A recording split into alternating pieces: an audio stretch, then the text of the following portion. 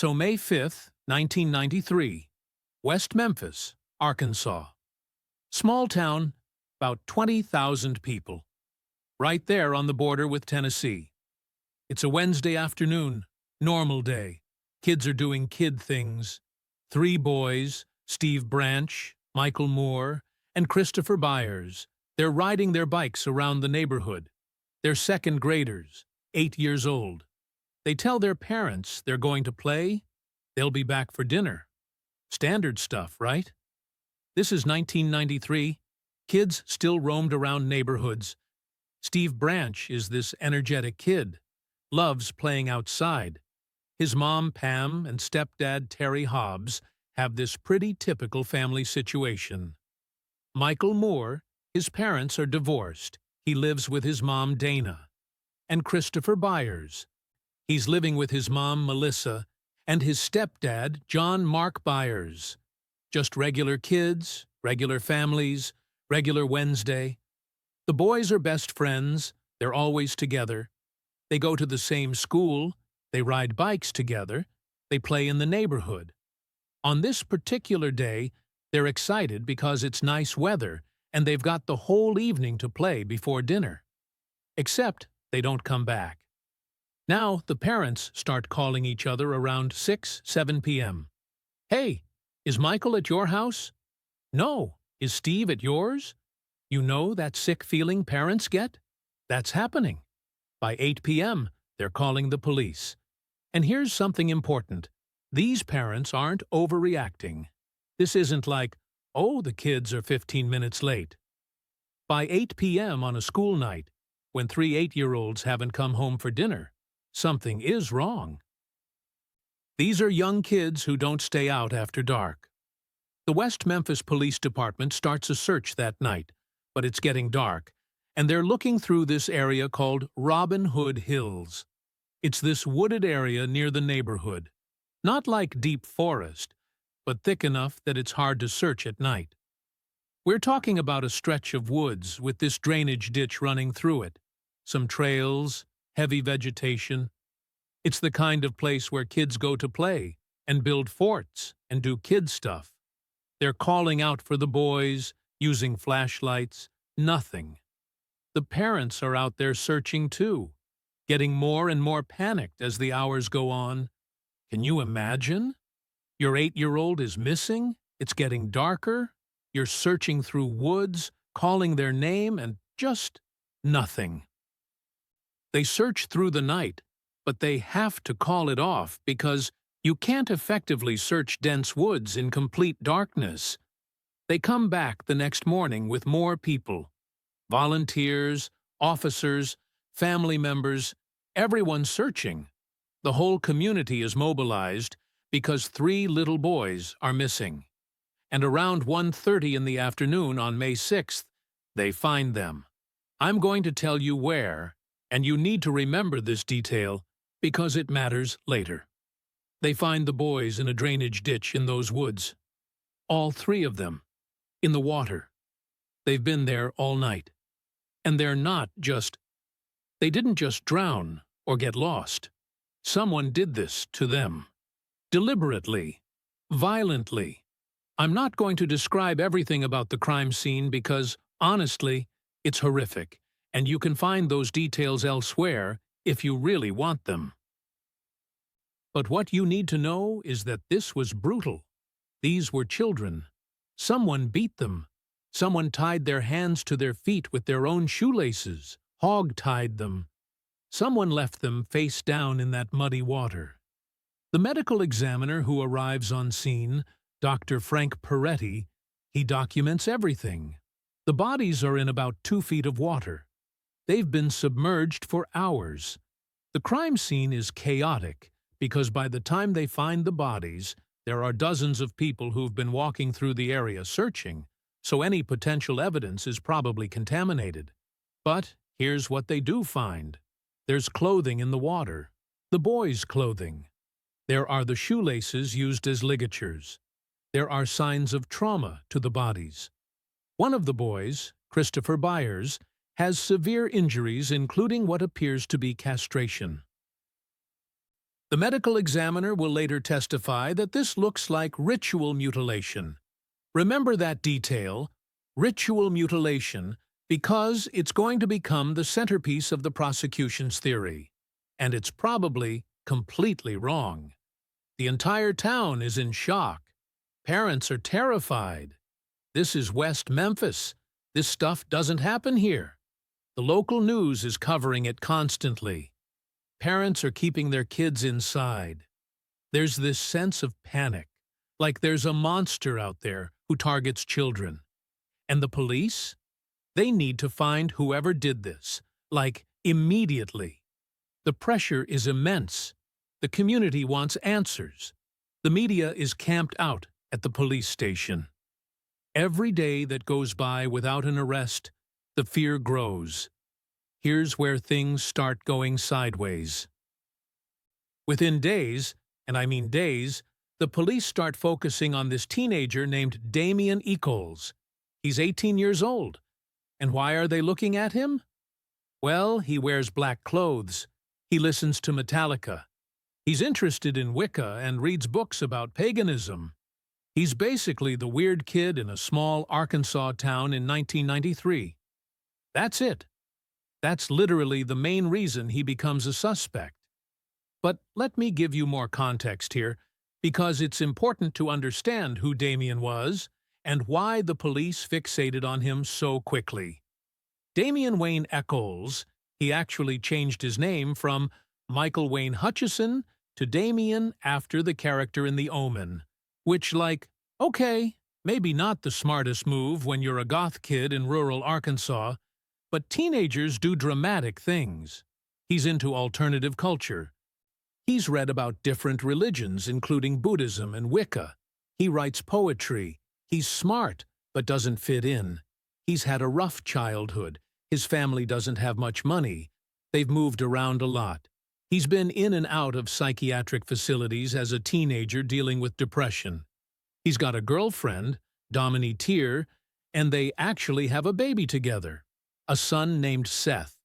But to the West Memphis police, and to a lot of people in that town, Damien is scary. He's different. He doesn't go to church. He doesn't play football. He reads books about the occult. And in a small southern town in 1993, that makes him a suspect. I wish I was exaggerating. But the police actually start building their case around the idea that this was a satanic ritual killing. In 1993, during the tail end of the Satanic Panic that had been going through America. You remember the Satanic Panic, right? Or maybe you've heard about it? This moral hysteria in the 80s and early 90s, where people became convinced that there were secret satanic cults everywhere, performing ritual abuse. Daycare workers were getting accused of running satanic child abuse rings based on coerced testimony from children. The McMartin preschool case in California that dragged on for years and ruined lives.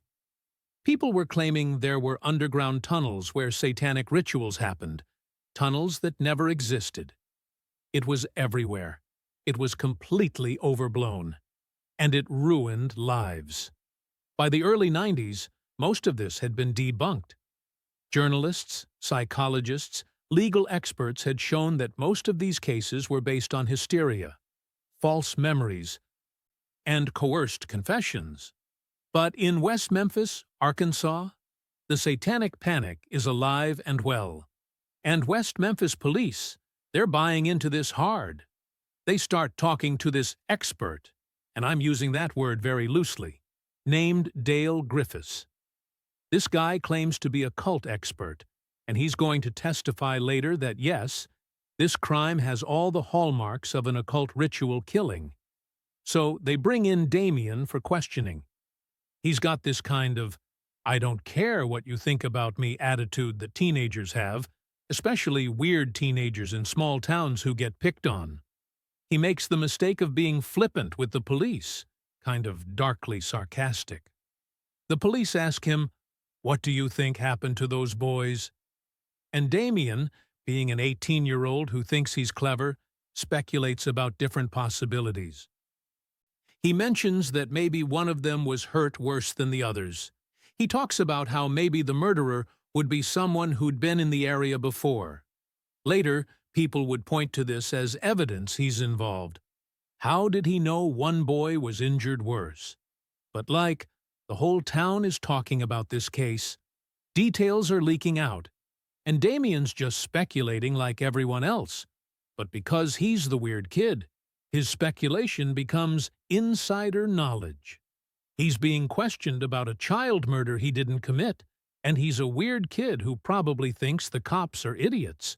Of course, he's not going to act normal. He's not crying. He's not outraged. He's just kind of detached and sarcastic.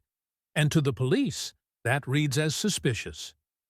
The police also start looking at Damien's friends. There's Jason Baldwin, who's 16. Pretty quiet kid, friends with Damien. Jason's not into the occult stuff as much. He just likes heavy metal music and hangs out with Damien because they're both outsiders. Jason's from a poor family. He's kind of a follower, not a leader. By all accounts, he's a sweet kid who's never been in serious trouble. And then there's Jessie Misskelley Jr., who's 17.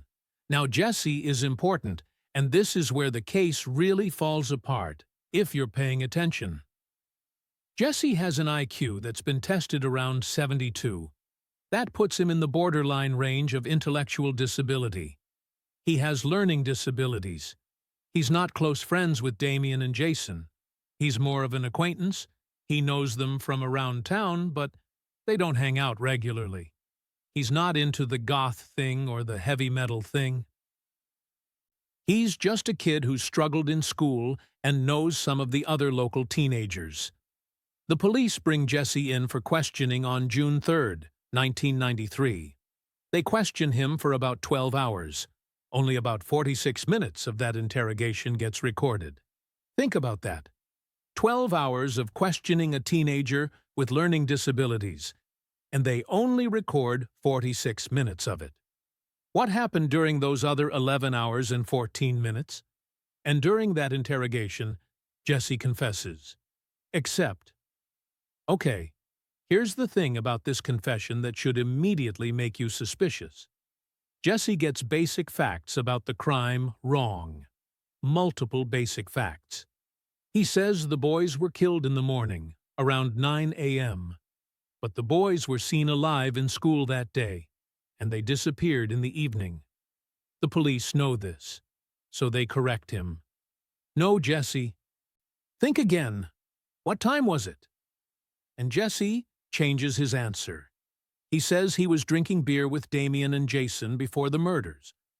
But Damien and Jason don't drink alcohol. Multiple people can attest to this, and there's no evidence of alcohol being involved in the crime at all. He says they tied the boys up with rope, but they were tied with their own shoelaces. Again, the police correct him, and he changes his story. He says the boys were raped. There's no evidence of sexual assault. He describes Damien doing specific sexual acts to the victims.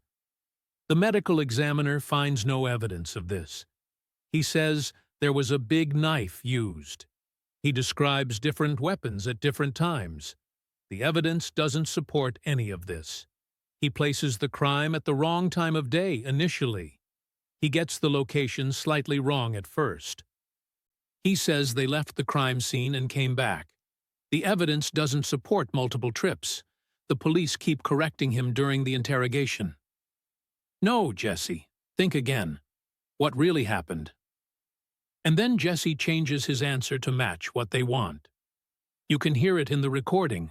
The police are feeding him information, and he's repeating it back to them. This is textbook false confession stuff. Jessie's got a low IQ. He's been in questioning for hours. He's probably exhausted and scared. And the police are telling him he can go home if he just tells them what happened. They're probably telling him they know he was there. They know he was involved. They just need him to confirm the details. So he tells them what they clearly want to hear, getting details wrong because he wasn't there and doesn't actually know what happened. He's making it up as he goes, trying to give the police what they want, so they'll let him go.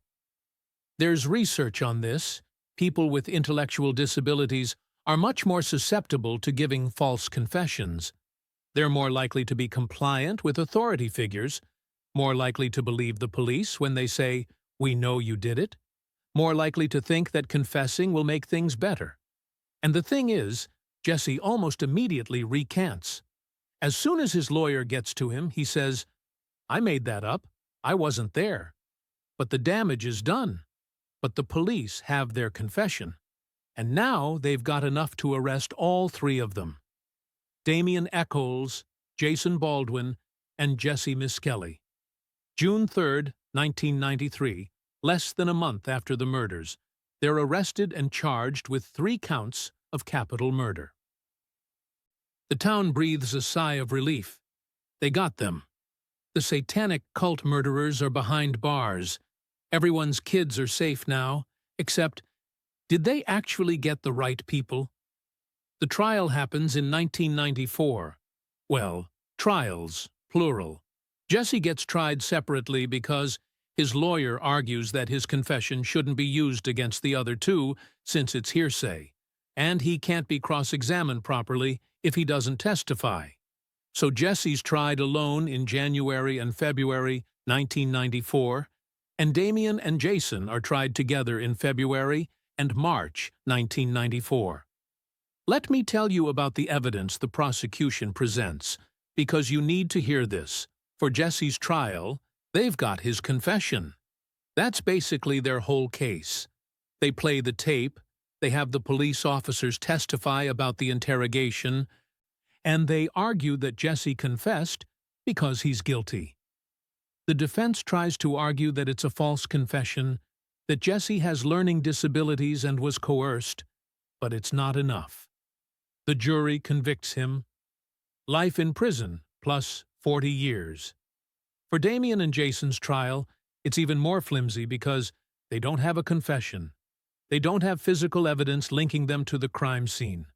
No DNA, no fibers, no blood, no hair, nothing. The police found a knife in a lake behind Jason's house during a search, but it doesn't match the wounds on the victims, and there's no blood on it. The defense actually brings in a knife expert who testifies that this knife couldn't have made the wounds found on the boys. But the prosecution still presents it as the murder weapon because, well, because they found a knife, and they need something. What they do have is testimony from people saying that Damien was into the occult. They bring in witness after witness to talk about how weird Damien is. A former girlfriend testifies that Damien talked about drinking blood. A girl named Vicky Hutchison, remember this name because she's important, testifies that Damien took her to an esbat, a Wiccan gathering, and that there were occult activities happening. She describes robes and chanting and weird rituals. The problem? Vicky Hutchison later admits she made this all up. The police pressured her to testify because they were threatening to take away her son if she didn't cooperate. She completely recants this testimony years later, says none of it was true. She never went to any esbat with Damien. She made it all up because she was scared. But at trial, the jury hears this testimony, and it sounds damning. They have experts testifying about satanic ritual killings, and I'm using the word experts very loosely here. Dale Griffiths, this cult expert, takes the stand. His qualifications? He has a PhD from a mail-order college. Not even joking. His degree is from Columbia Pacific University, which is not accredited and basically sells degrees. This is the guy they bring in as an expert witness, and he testifies, under oath, that he's investigated hundreds of satanic cult crimes. Hundreds, which should immediately tell you he's full of it, because satanic ritual abuse as this widespread phenomenon was largely debunked. But he gets on the stand and talks about how the crime scene shows all the signs of an occult ritual killing. He talks about the way the boys were positioned. He says the fact that they were left in water is significant because water is used in occult rituals. The fact that one boy's injuries were worse than the others? That's because he was the sacrifice. The shoelaces? Those were chosen deliberately for occult purposes. None of this is based on any actual evidence. He's just asserting it. The prosecution asks him, "Dr. Griffiths, in your expert opinion, does this crime show signs of occult activity?"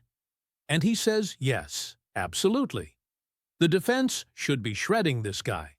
They should be bringing in their own experts to explain that this is all nonsense. But they don't. The public defenders representing Damien and Jason don't have the resources or the expertise to effectively counter this garbage. They present Damien's interest in Wicca, his black clothing, his Stephen King books, his poetry. They talk about how he's into heavy metal music. They mention that he once told someone he might be interested in Aleister Crowley's writings. The prosecution literally argues that the way the boys were positioned in the water, the way they were tied, it all suggests occult symbolism. They don't have actual evidence of this. They're just asserting it.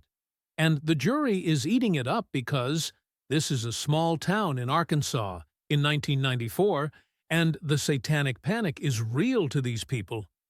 And get this, one of the prosecution's witnesses is a girl named Jody Medford, who claims Damien told her at a softball game that he killed the boys. She says he just came up to her and confessed. Just like that. Randomly. But her story keeps changing. In different interviews, she gives different versions of what he supposedly said. She's got credibility issues. She's facing legal trouble of her own, and some people suggest she's testifying to get favorable treatment. But the jury hears, "He confessed to me," and it sounds damning. Another kid, a teenager named Michael Carson, testifies that Jason Baldwin talked about the killings when they were both in the detention center together. He says Jason told him details about the crime. But Carson is also facing charges, and he's likely testifying in exchange for favorable treatment. His testimony is shaky and inconsistent. But again, the jury hears it. The defense is not great. Damien and Jason's lawyers are public defenders who are overwhelmed and don't have the resources to properly challenge the prosecution's nonsense. They don't bring in their own experts to debunk the Satanic Panic stuff. They don't adequately explain that Jessie's confession is unreliable and shouldn't be considered evidence against Damien and Jason anyway. Here's something that's going to bother you. Damien had an alibi.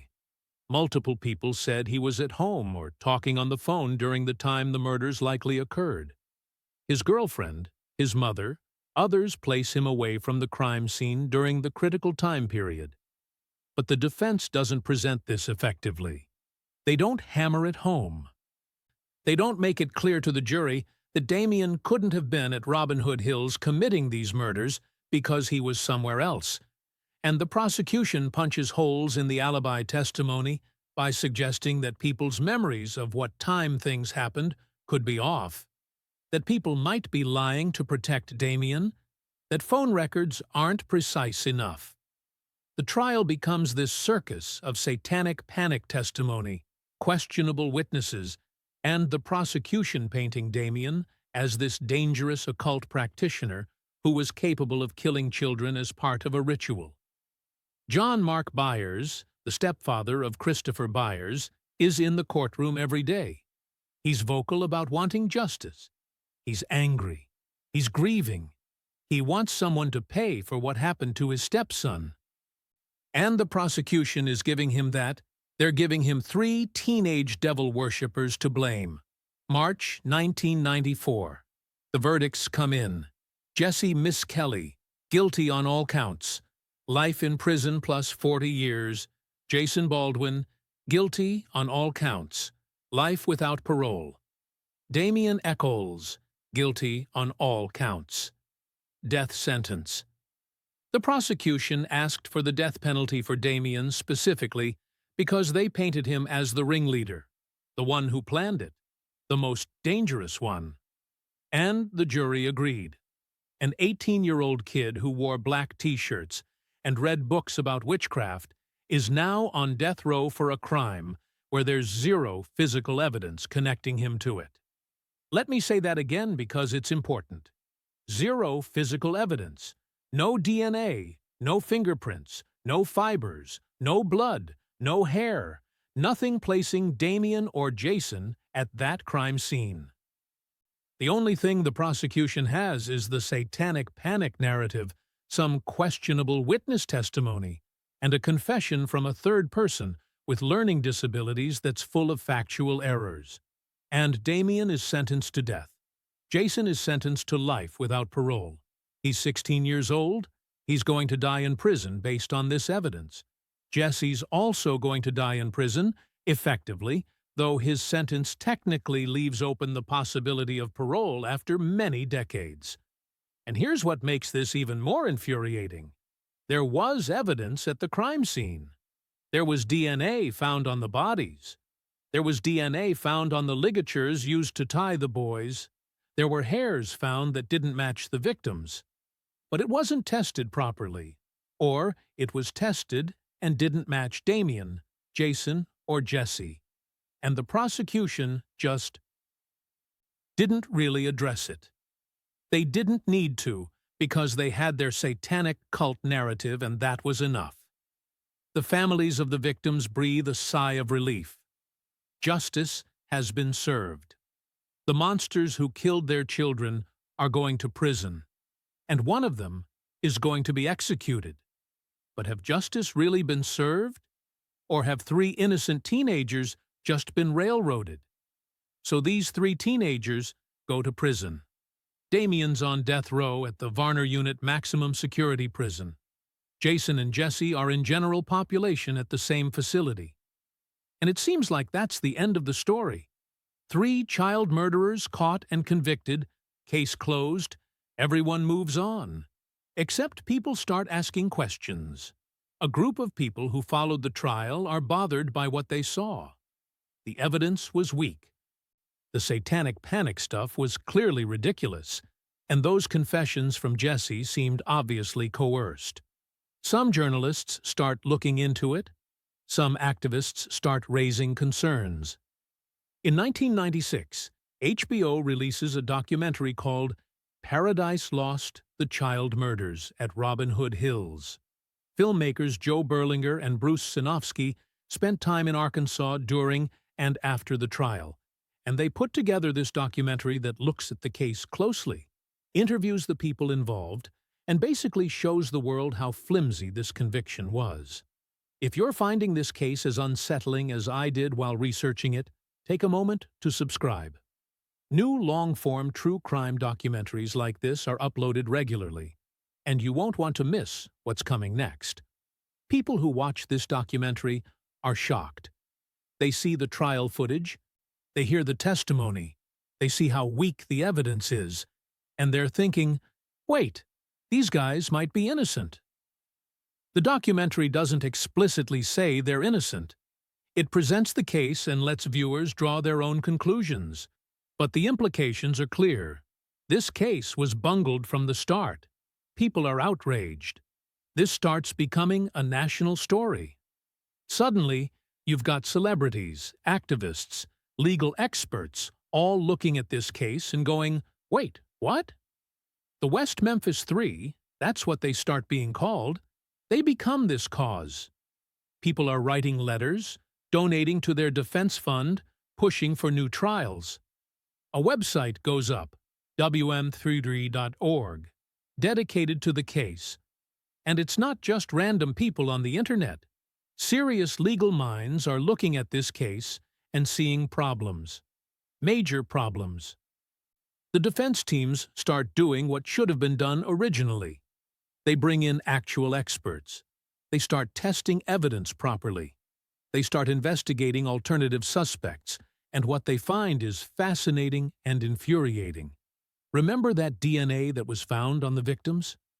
When it's finally tested properly years later, using more advanced technology, it doesn't match Damien, Jason, or Jessie. Not even close. It's not their DNA. So whose DNA is it? There's a hair found in one of the bindings, the shoelaces used to tie up Michael Moore. That hair? When it's tested using mitochondrial DNA analysis, it's consistent with the hair of Terry Hobbs, who was the stepfather of Stevie Branch. Now, finding a hair that matches a stepfather isn't necessarily proof of anything. The boys live together. Transfer evidence happens. You'd expect some of Terry's hair to be on Stevie's clothes just from normal contact. But remember, the prosecution's whole case was satanic teenagers did this. They never seriously looked at family members. The defense starts investigating Terry Hobbs more closely. And they find some interesting things. Terry's got a history of violence. There are allegations of domestic abuse. Pam Hobbs, Stevie's mother, who was married to Terry at the time, later says that Terry was controlling and abusive. She divorces him and comes to believe he might have been involved in her son's death. 3 different people come forward years later saying that Terry Hobbs confessed to them or made incriminating statements about the murders. One woman says Terry told her he hurt some boys back in West Memphis. Another person says Terry made comments that suggested he knew details about the crime he shouldn't have known. A third person claims Terry explicitly confessed to them. Now, are these people credible? It's hard to say. Some of them have issues of their own. Some of them come forward years after the fact. But it's at least as credible as Vicky Hutchison's testimony about Damien and the SBAT, which she later admitted was completely false. There's also new DNA evidence that's concerning. When they test the shoelaces more thoroughly, they find DNA that's consistent with Terry Hobbs and a friend of his, David Jacoby. David Jacoby had been with Terry Hobbs on the evening the boys disappeared. At least according to some accounts, they'd been hanging out together.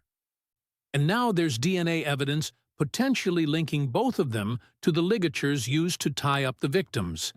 Again, this isn't necessarily proof of guilt. DNA transfer happens, and Terry would have had legitimate contact with his stepson, but it's more physical evidence than they ever had against Damien, Jason, and Jessie. And it was never properly investigated. The defense also starts looking into what Terry was doing on the evening of May 5, 1993. His alibi is that he was home, then went looking for Stevie when he didn't come home. But there are inconsistencies in his statements. Some people remember him acting strangely that evening. Others say his timeline doesn't quite add up. Pam Hobbs, Stevie's mother, she becomes convinced over the years that Terry might have been involved. She starts speaking out, saying the police should be investigating him. She points out that he had a temper, that he was violent, that he had opportunity and access to Stevie.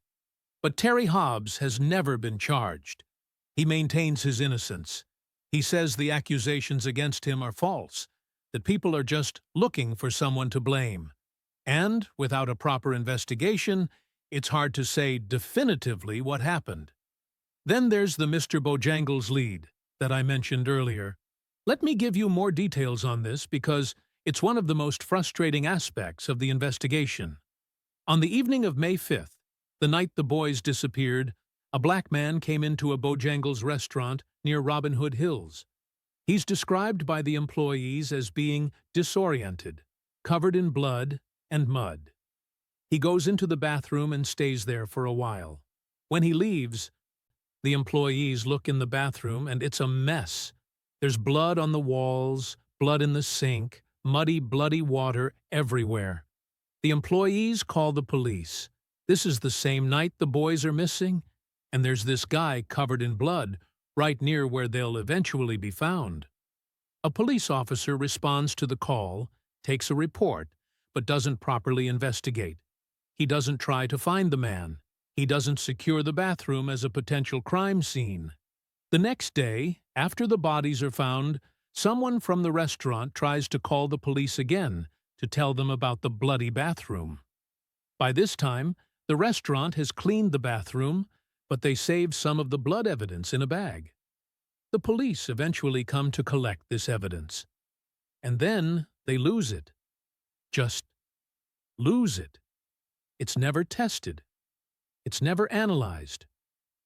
We'll never know if that blood was connected to the crime or if it was just a random coincidence. Could have been nothing. Maybe it was just a homeless person who had an accident or got in a fight. Could have been the guy who actually did this, panicking and trying to clean up. We'll never know because the police didn't bother to properly investigate it. This is a pattern throughout the initial investigation. Leads that should have been followed weren't. Evidence that should have been preserved was lost or contaminated. The police focused on the Satanic Panic angle immediately and ignored everything else.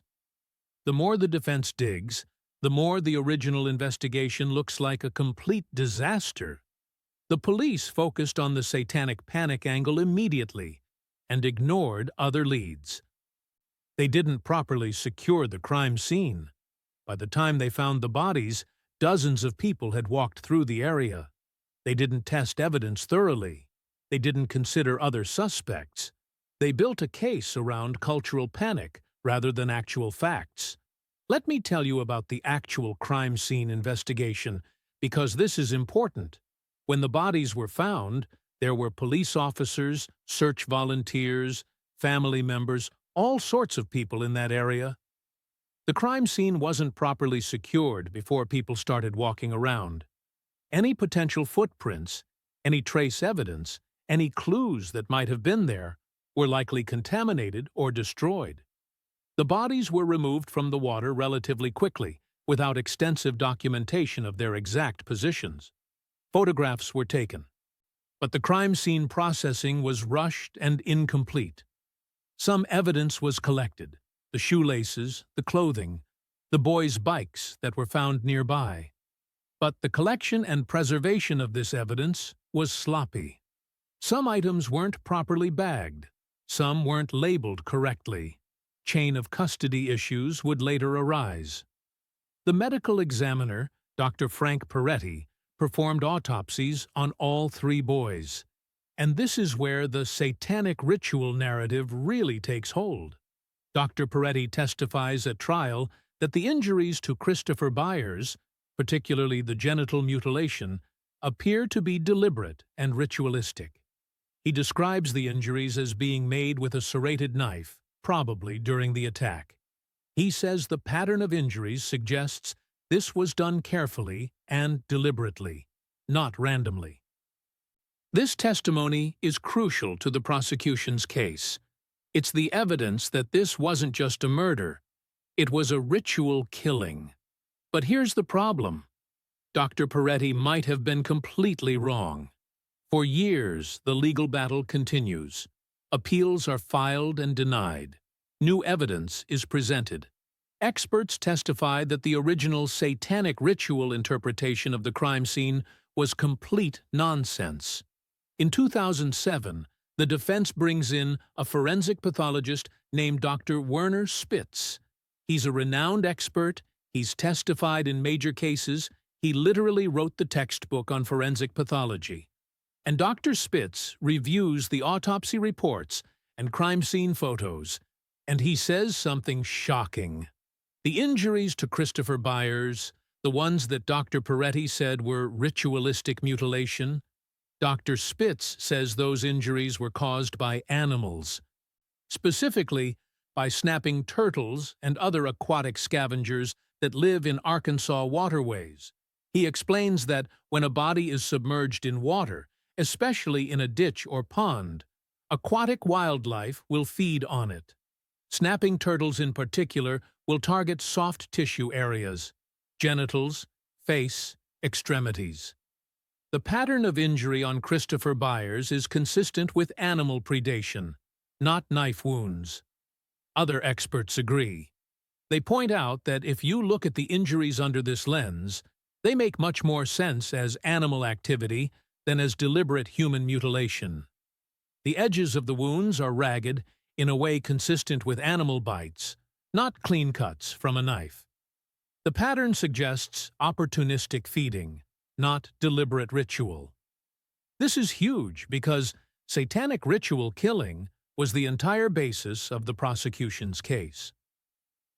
If these weren't ritual injuries, if they were just the natural result of the bodies being in the water overnight, then the whole Satanic Panic narrative falls apart. But it takes years for this information to come out. And by then, Damien's been on death row for over a decade. Let me tell you what it's like for these guys in prison during all this. Damien's on death row, which in Arkansas means you're in isolation most of the time. You're in a cell by yourself 23 hours a day. You get 1 hour to exercise, usually alone. You have minimal contact with other people. It's psychological torture, honestly. And Damien's doing this for years. He's writing letters. He's reading everything he can get his hands on. He's trying to stay sane in this environment. He's watching other inmates get executed. Arkansas uses lethal injection. And periodically there are execution dates scheduled. Damien knows that eventually his number's going to come up. Jason and Jessie are in general population, which is better than death row, but still prison. Jason's in his teens and 20s during this time. He's supposed to be going to college, dating, figuring out his life. Instead, he's in prison for a crime he didn't commit. Jesse's in prison too, and because of his intellectual disabilities, he's particularly vulnerable.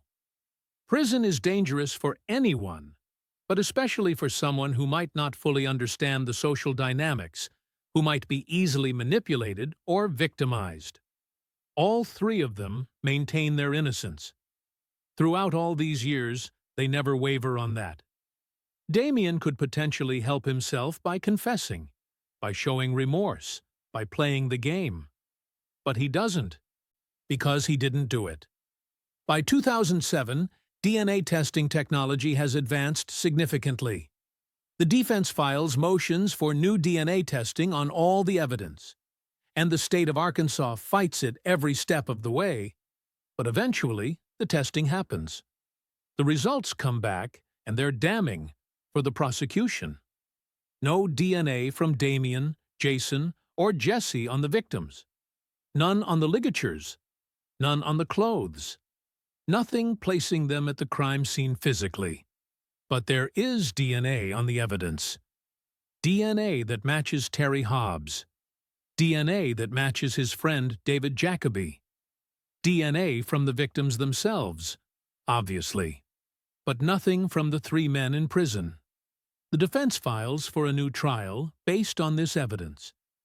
They argue that this DNA evidence, combined with everything else they've uncovered, proves that Damien, Jason, and Jessie are innocent, and that the police should be looking at Terry Hobbs instead.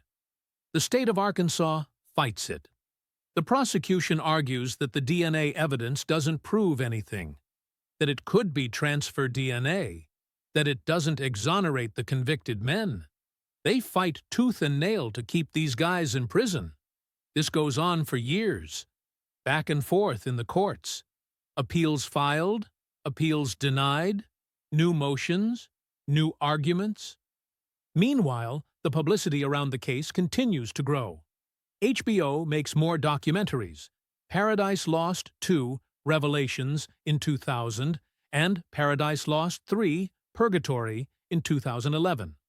These documentaries follow the case over the years, interviewing everyone involved, presenting new evidence as it emerges. By 2010, the case has become this massive public interest story. More documentaries have been made.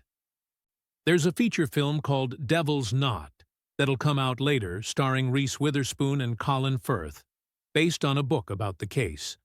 Celebrities like Johnny Depp, he's been advocating for the West Memphis Three for years. He's visited Damien in prison, he's helped fund the defense efforts. Eddie Vedder from Pearl Jam, he's been vocal about the case. He's performed benefit concerts to raise money for the legal defense. Peter Jackson, the director of Lord of the Rings, he gets involved. He and his partner, Fran Walsh, start funding a private investigation into the case. They hire experts. They pay for DNA testing. They're pouring resources into proving these guys are innocent. Natalie Maines from the Dixie Chicks, she's been advocating for them. Margaret Cho, Patti Smith, Henry Rollins. All these people are speaking out about this case, saying these guys are innocent, saying they need to be freed. And it's not just celebrities. Legal experts are looking at this case and seeing a miscarriage of justice. Organizations like the Innocence Project, which works to exonerate wrongfully convicted people, are interested in the case. There's real pressure on Arkansas to do something about this. The state is getting national and international attention, and a lot of it is negative. People are pointing to the West Memphis Three case as an example of everything that's wrong with the American justice system, but Arkansas digs in. The Attorney General's office keeps fighting to uphold the convictions. Some of the original prosecutors maintain that they got the right guys, that the evidence was solid, that the satanic ritual theory was valid. John Mark Byers, who was one of the most vocal supporters of the conviction early on, he actually changes his mind. By the mid-2000s, he's come to believe that the West Memphis Three are innocent. He starts advocating for their release. He apologizes to Damien publicly for his role in their conviction. This is huge, because John Mark Byers' stepson was one of the victims. If he's saying these guys are innocent, that carries weight. Pam Hobbs, Stevie's mother, she's also come to believe they're innocent. She's pointing fingers at her ex-husband Terry. She's advocating for the West Memphis Three's release. But some family members still believe in the conviction. Some still think Damien, Jason, and Jessie are guilty, that all this activism is just noise, that justice was served back in 1994. It's complicated and painful for everyone involved. And here's where it gets weird. August 19, 2011. After years of legal battles, after all the new DNA evidence, after all the publicity and pressure, the state of Arkansas offers the West Memphis Three a deal. It's called an Alford plea. An Alford plea is this strange legal thing where you maintain your innocence, but you acknowledge that the prosecution has enough evidence to probably convict you. So you plead guilty while still saying you didn't do it. It's named after a Supreme Court case from 1970, North Carolina versus Alford, where a man pleaded guilty to avoid the death penalty, even though he maintained he was innocent. The Supreme Court said this was constitutional. You can plead guilty even while saying you didn't do it, if you acknowledge that the evidence against you is strong enough that you'd likely be convicted. It's a weird legal loophole, honestly. It's used in situations where both sides want to resolve a case without going through a full trial or appeal, but neither side wants to fully concede their position. The deal is this: plead guilty under an Alford plea to 3 counts of first-degree murder, and you get sentenced to time served plus 10 years suspended sentence. Basically, you go free immediately, but you're on a form of probation for 10 years. If you mess up in the next 10 years, you could go back to prison to serve additional time. For Damien, Jason, and Jessie, this is an impossible choice. Take the deal, and you go free today. You walk out of prison. You see your family. You get your life back. But you're a convicted child murderer for the rest of your life. That conviction stays on your record forever. You're legally a felon who killed 3 children. Refuse the deal. And you keep fighting for full exoneration, for the truth to come out, for your name to be cleared. But Damien could be executed while you're fighting. Jason and Jessie will definitely die in prison. The appeals are running out. The chances of getting a new trial are slim. What do? Damien's on death row. He's been there for 18 years. Arkansas is a state that actually executes people. Just a few years earlier, they executed several people. His appeals are running out. If he doesn't take this deal, There's a real possibility he could be put to death for a crime he maintains he didn't commit. Jason's 16 when he was convicted. Now he's in his 30s. He's spent his entire adult life in prison. If he refuses the deal, he'll die in prison. But if he takes it, he's admitting guilt for something he didn't do. Jesse's been in prison for 18 years too. With his intellectual disabilities, prison has been especially hard on him. The deal means freedom, but it also means carrying this conviction forever. They have to decide as a group, essentially, because the prosecution is offering the deal to all three of them together. If one refuses, do they all refuse? Do they all go down together? Imagine being in that position. Imagine being innocent, spending 18 years in prison for something you didn't do, and now being told you can go free today, but only if you say you did it. Jason Baldwin almost refuses the deal. He wants to keep fighting for full exoneration. He doesn't want to plead guilty to something he didn't do. But Damien talks to him. Damien tells him, if you don't take this deal, I could die. I could be executed. Take the deal so I can live. So they take the deal. All three of them. On August 19, 2011, they stand in a courtroom in Jonesboro, Arkansas, and they enter Alford pleas to 3 counts of first-degree murder. The judge asks each of them, do you understand that by entering this plea, you are pleading guilty to these charges? And they each say yes, while also saying they're innocent. It's this surreal moment. They're pleading guilty while maintaining innocence. The prosecution is accepting the plea while still maintaining they got the right guys back in 1994. The judge is sentencing them to time served, which means they're free to go.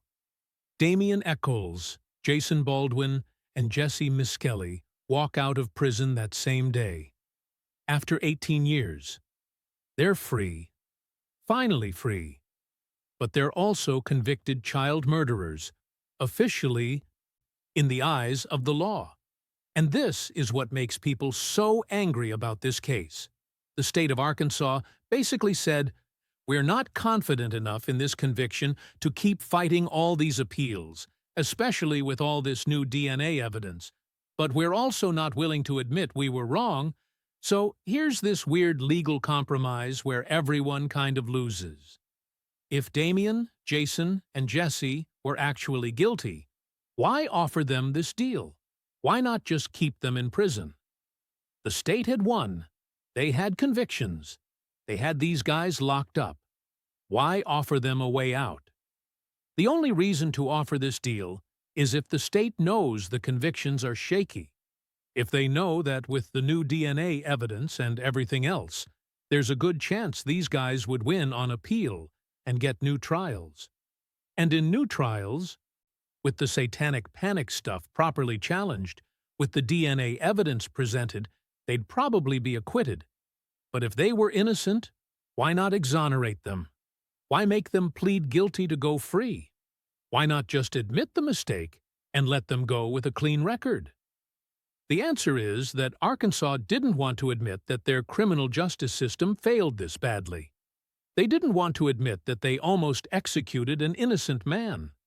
They didn't want to admit that they imprisoned 3 innocent people for almost 2 decades, based on satanic panic and coerced confessions. They didn't want to open themselves up to lawsuits for wrongful conviction.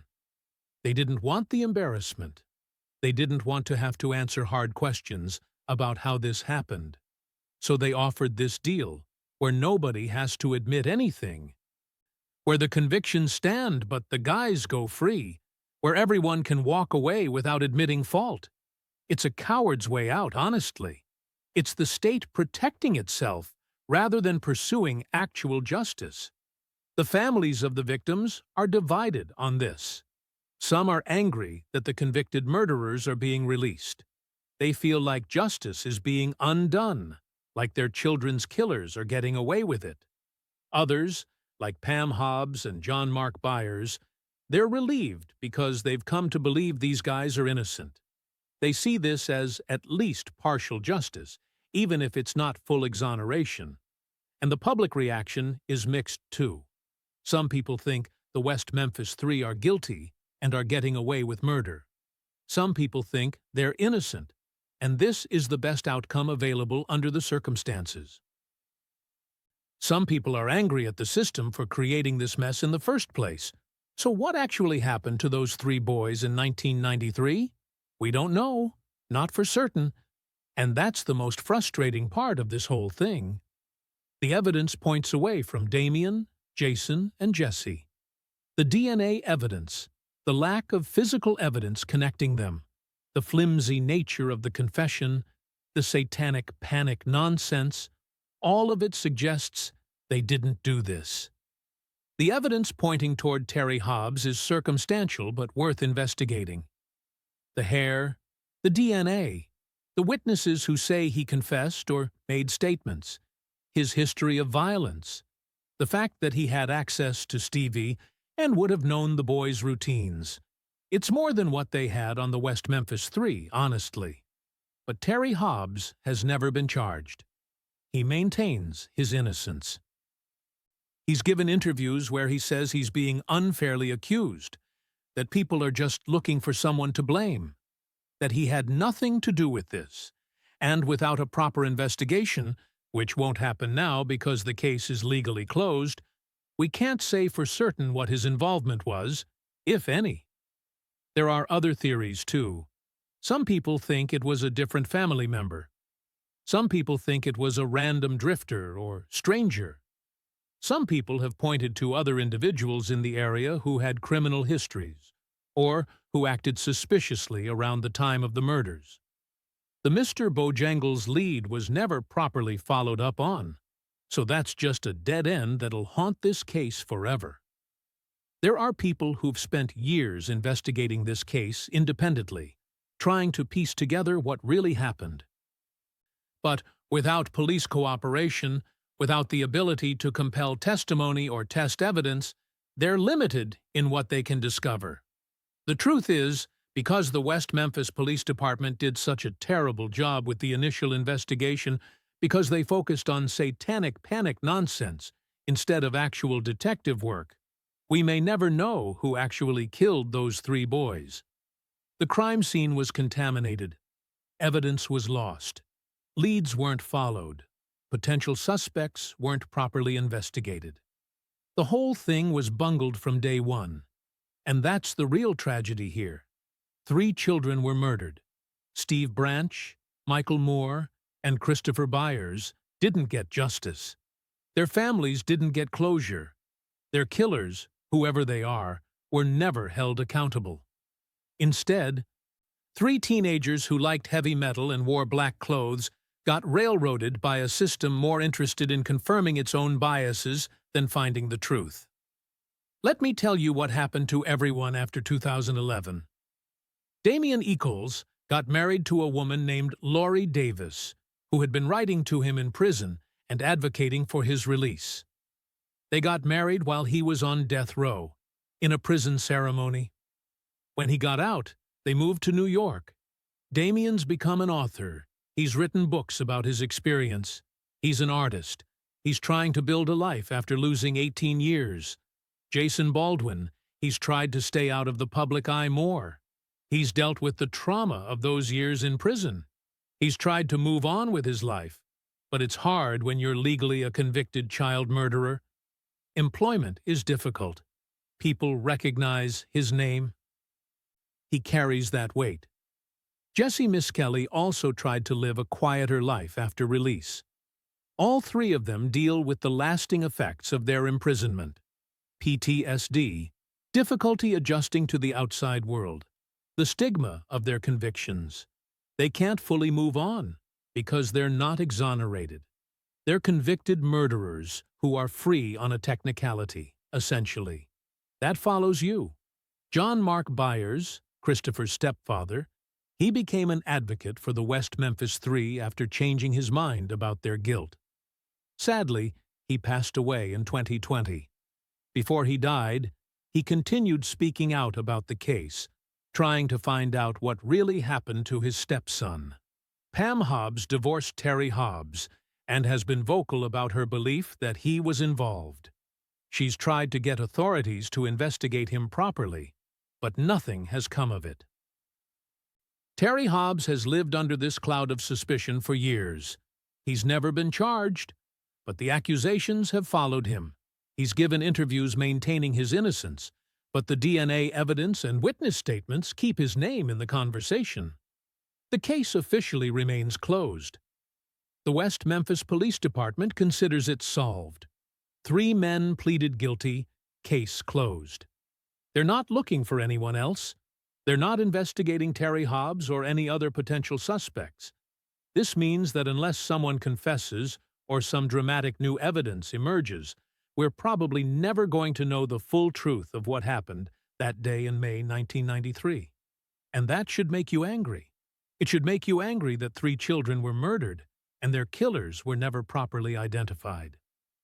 It should make you angry that 3 innocent people, almost certainly innocent, spent 18 years in prison.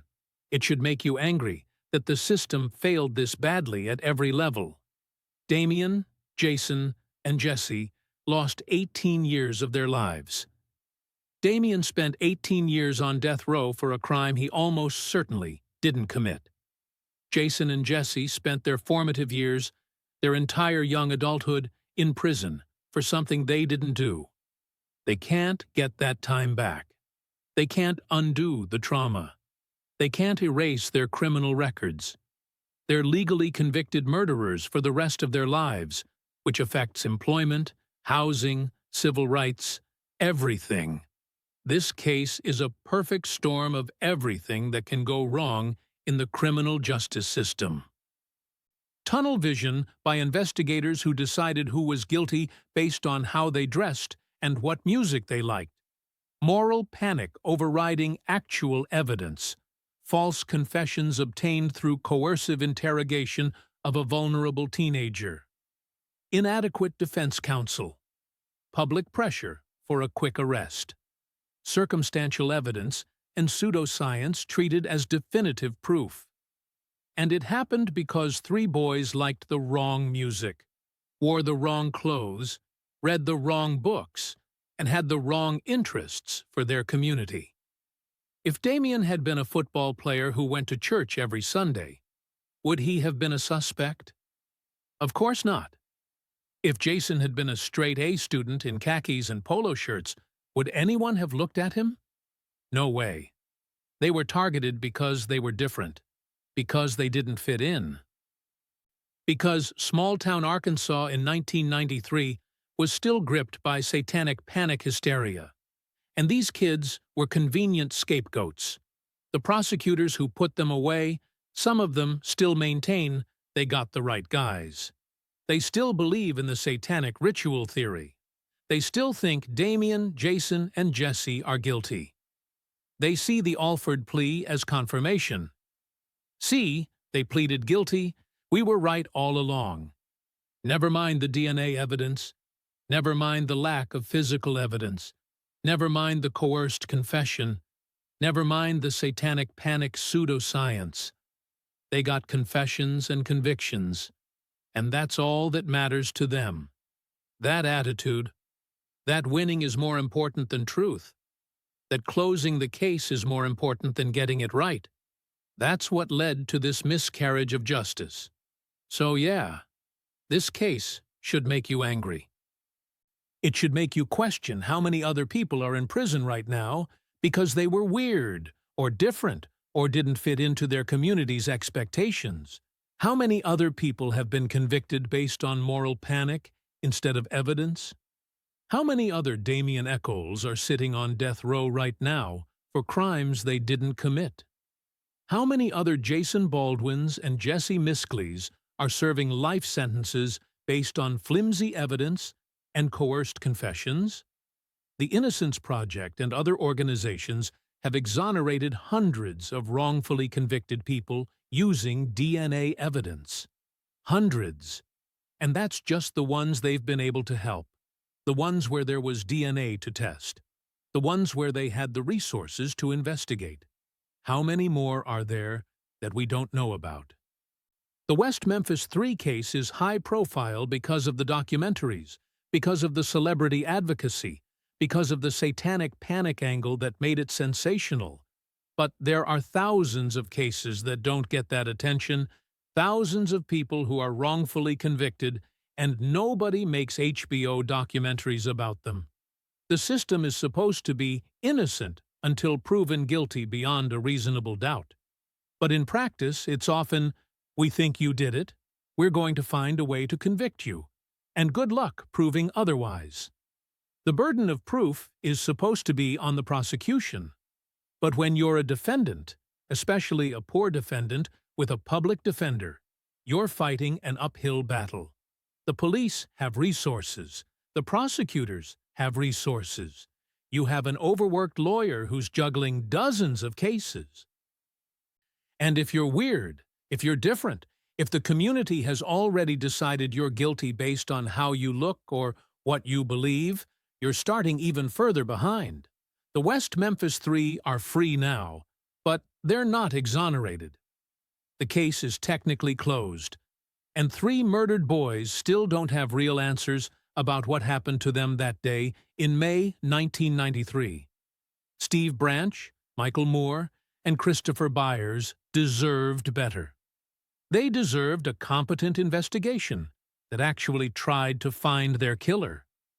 They deserved justice, real justice, not a rushed conviction based on panic and prejudice. Their families deserved better. They deserved to know the truth about what happened to their children. They deserved closure. Instead, they got a botched investigation and a controversial conviction that's been fought over for decades.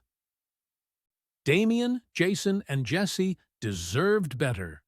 They deserved a system that actually looked at evidence instead of making assumptions based on cultural bias.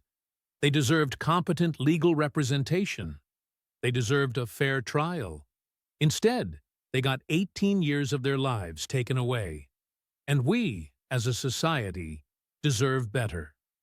We deserve a criminal justice system that cares more about truth than about closing cases quickly. We deserve investigations that follow evidence instead of confirming biases. We deserve a system that protects the innocent as much as it punishes the guilty. The West Memphis Three case shows us that we don't have that system. We have a system that can railroad innocent teenagers, and nobody stops it until 18 years later, when it's too late to give them back what was taken. That's the story. 3 little boys murdered in 1993, and everyone failed them. The police failed them. The prosecutors failed them. The justice system failed them. And nobody's been held accountable for any of it. The real killers are still out there, probably. Steve, Michael, and Christopher never got justice. Damien, Jason, and Jessie lost 18 years of their lives. And the system that did this to all of them just shrugged and moved on. That's what should keep you up at night about this case. Not just that it happened, but that it could happen again. That it probably is happening right now to someone else, somewhere else. And unless we demand better, unless we hold the system accountable, unless we fix the things that allowed this to happen, it's going to keep happening. That's the real horror of the West Memphis Three case. Not satanic rituals or occult killings. Those were never real. The real horror is what our justice system is capable of when it stops caring about truth and starts caring only about convictions. 3 dead children who never got justice. 3 innocent men who lost decades of their lives. And a system that still won't admit it got it wrong. That's the story. And yeah, you should be angry about it. If you made it to the end, thank you for listening.